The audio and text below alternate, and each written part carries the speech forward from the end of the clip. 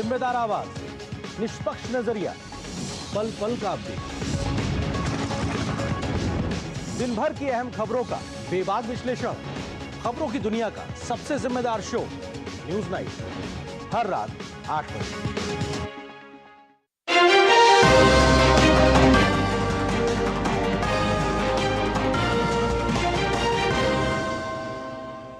नमस्कार, सांकेतिक भाषा के इस विशेष बुलेटिन में आप सभी का स्वागत। आपके साथ मैं हूं शहला निगार और मेरे साथ है मेरी सहयोगी मनीषा, जो साइन लैंग्वेज में आप तक खबरों को पहुंचा रही हैं। शुरुआत करेंगे हेडलाइंस के साथ। महाराष्ट्र के राज्यपाल सीपी राधाकृष्णन होंगे उपराष्ट्रपति पद के एनडीए के उम्मीदवार। घटक दलों ने जताई खुशी। इंडी ब्लॉक के नेताओं की भी अहम बैठक आज।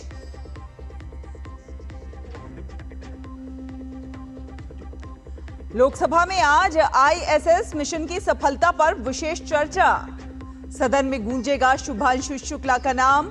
जन विश्वास संशोधन और इंडियन इंस्टीट्यूट ऑफ मैनेजमेंट संशोधन बिल भी सूचीबद्ध। राज्यसभा में भारतीय बंदरगाह विधेयक पर होगी चर्चा।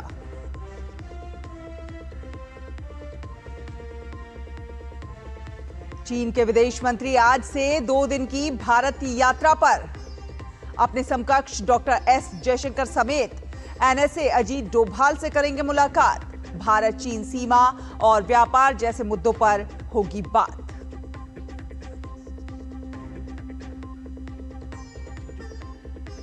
यूक्रेन रूस संघर्ष पर ट्रंप और जेलेंस्की के बीच व्हाइट हाउस में आज बड़ी बैठक। ब्रिटेन, फ्रांस और जर्मनी के शीर्ष नेताओं समेत यूरोपीय यूनियन के कई नेता भी होंगे शामिल।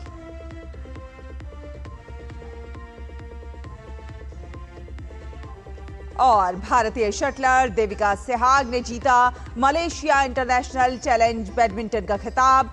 फाइनल में अपने ही देश के इशारानी बरुआ को हराकर हासिल की शानदार जीत।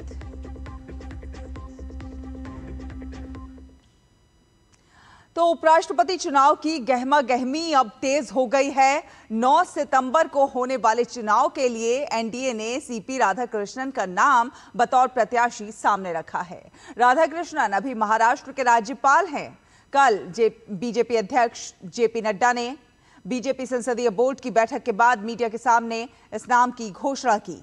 नड्डा ने कहा कि सभी के साथ चर्चा हुई और सुझाव मांगे गए, जिसके बाद उपराष्ट्रपति के प्रत्याशी के रूप में चंद्रपुरम पुन्नस्वामी राधाकृष्णन का नाम तय हुआ। नड्डा ने कहा कि भाजपा का उद्देश्य सभी राजनीतिक दलों के बीच सहमति बनाना है, जिससे कि उपराष्ट्रपति चुनाव आम सहमति से संपन्न हो जाए। जगदीप धनखड़ के उपराष्ट्रपति पद से इस्तीफा देने के कारण ये चुनाव कराना पड़ रहा है।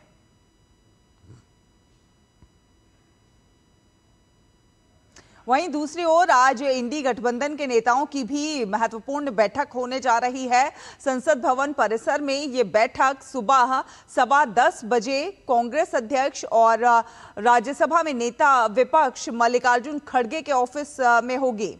माना जा रहा है कि इस बैठक में उपराष्ट्रपति पद के लिए संयुक्त उम्मीदवार पर चर्चा होगी। इंडी गठबंधन पहले ही उपराष्ट्रपति चुनाव के लिए संयुक्त और गैर राजनीतिक उम्मीदवार खड़ा करने का फैसला कर चुका है।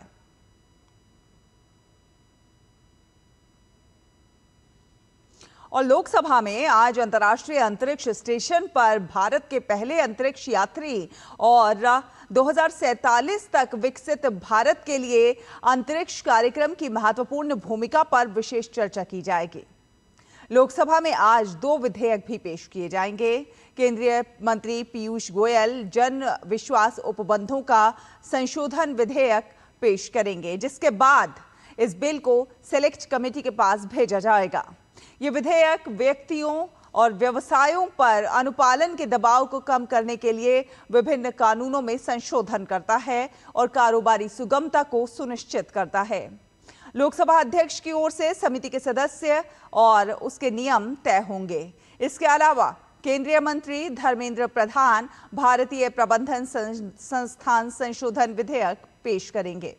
ये विधेयक भारतीय प्रबंध संस्थान अधिनियम 2017 में संशोधन करेगा। इस विधेयक के माध्यम से सभी भारतीय प्रबंधन संस्थानों को राष्ट्रीय महत्व का संस्थान घोषित किया जाएगा। वहीं राज्यसभा में आज एक विधेयक, भारतीय पत्तन विधेयक 2025 विचार और पारित किए जाने के लिए पेश किया जाएगा। केंद्रीय मंत्री सर्बानंद सोनोवाल इसे सदन में पेश करेंगे। ये विधेयक भारतीय पत्तन एक्ट 1908 का स्थान लेने का प्रयास करता है।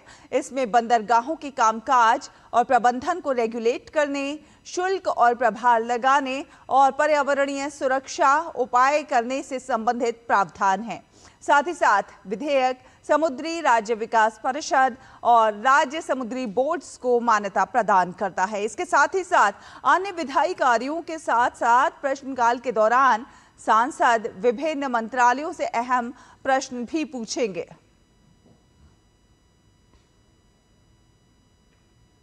ओडिशा के पूर्व मुख्यमंत्री और बीजू जनता दल बीजेडी के प्रमुख नवीन पटनायक को अस्पताल में भर्ती कराया गया है। बेचैनी की शिकायत के बाद उन्हें भुवनेश्वर के अस्पताल में भर्ती कराया गया है, जहां डॉक्टर उनका इलाज कर रहे हैं। डॉक्टरों ने बताया है कि वे ठीक हैं और प्रतिक्रिया दे रहे हैं। उम्मीद करते हैं कि वे जल्द ठीक हो जाएंगे। आगे बढ़ेंगे, बात करते हैं चीन के विदेश मंत्री वांग यी 2 दिन के भारत दौरे पर आज नई दिल्ली पहुंचेंगे। चीन की सत्ताधारी कम्युनिस्ट पार्टी के पॉलिट ब्यूरो सदस्य वांग यी राष्ट्रीय सुरक्षा सलाहकार अजीत डोभाल के निमंत्रण पर भारत आ रहे हैं। इस यात्रा के दौरान वांग यी भारत के विशेष प्रतिनिधि अजीत डोभाल के साथ भारत चीन सीमा मुद्दे पर विशेष प्रतिनिधियों की 24वें दौर की वार्ता करेंगे।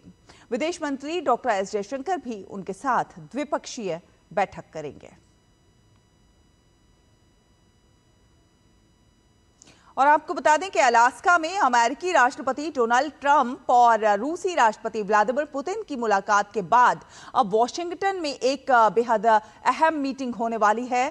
व्हाइट हाउस में होने वाली इस मीटिंग में यूक्रेन के राष्ट्रपति वोलोदिमीर ज़ेलेंस्की और ट्रंप के अलावा यूरोपियन देशों के कई नेता भी शामिल होंगे।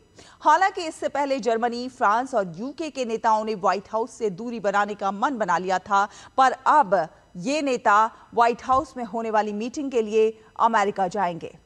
German chancellor Friedrich Merz, France के राष्ट्रपति इमैनुअल मैक्रों और ब्रिटिश प्रधानमंत्री कीर स्टारमर, ट्रंप और यूक्रेनी राष्ट्रपति ज़ेलेंस्की इस मीटिंग में मौजूद रहेंगे। यूरोपियन कमीशन की मुखिया उर्सुला वॉन डेर लेयेन ने ज़ेलेंस्की से मुलाकात के बाद एक प्रेस कॉन्फ्रेंस भी की और बताया कि स्टारमर और यूरोपियन नेता ट्रंप के साथ व्हाइट हाउस बैठक में ज़ेलेंस्की के साथ शामिल होंगे।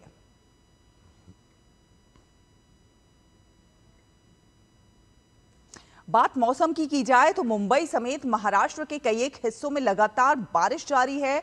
मौसम विभाग ने महाराष्ट्र में अगले 7 दिनों तक अत्यधिक भारी बारिश होने की आशंका जताई है।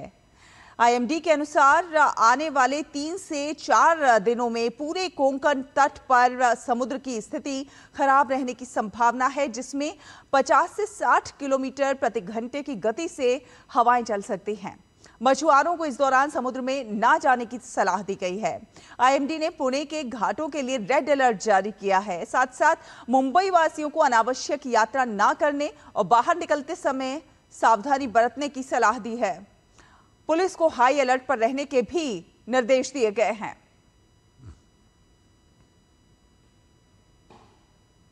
बात खेलों की करें तो भारत की देविका सहवाग ने Malaysia international challenge badminton tournament का महिला सिंगल्स का खिताब जीत लिया है।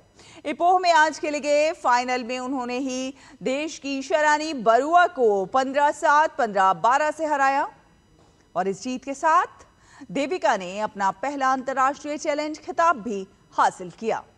देविका जर्मनी में वर्ल्ड यूनिवर्सिटी गेम्स में कांस्य पदक जीतने वाली भारतीय बैडमिंटन टीम की हिस्सा रही थी।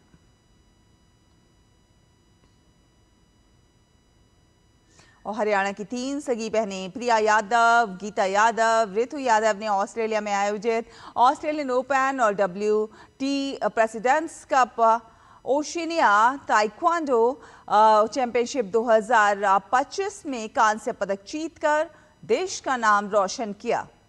13 अगस्त से 17 अगस्त 2025 तक गोल्ड कोस्ट ऑस्ट्रेलिया में आयोजित अंतर्राष्ट्रीय चैंपियनशिप में तीनों बहनों ने टीम कैटेगरी अंडर 30 में खेलकर कांस्य पदक हासिल किया।